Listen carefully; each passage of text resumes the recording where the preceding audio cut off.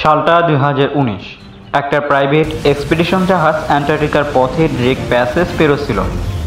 হঠাৎ 20 মিটার উঁচু এক ঢেউয়ে জাহাজ এক পাশে কাত হয়ে যায়।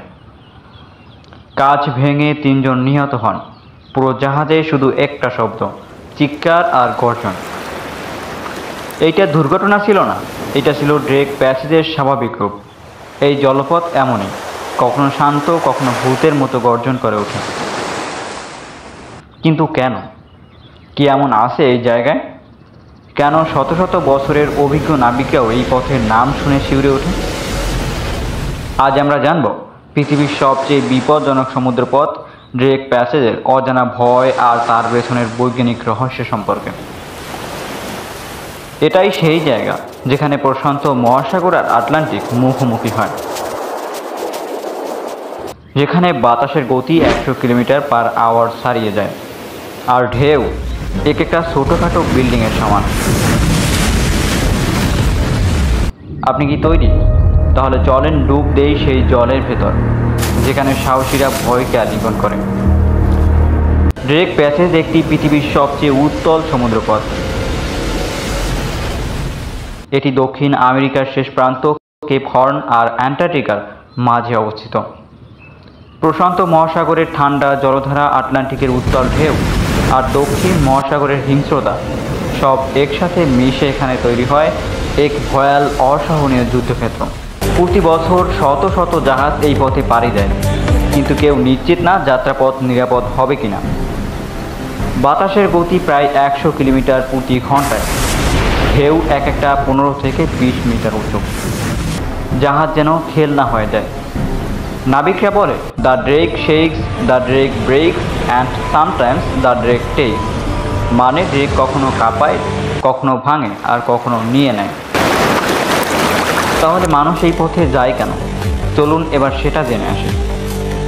এই পথের শেষে আছে অ্যান্টার্কটিকা, পৃথিবীর শেষ বরফ ঘেরা রহস্য, যেখানে পৌঁছাতে হলে আপনাকে এই নরদ্বার পার হতেই হবে।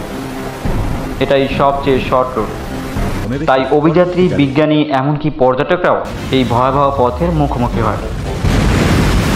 1915 সালে স্যার আর্নেস্ট শ্যাকলটন তার জাহাজ নিয়ে এই পথ পাড়ি দিচ্ছিলেন। হঠাৎ বরফে আটকা পড়ে যায় জাহাজ। বাঁচার জন্য তারা হেঁটে, ভেসে, লড়ে শেষ পর্যন্ত ফিরে আসেন জীবিত।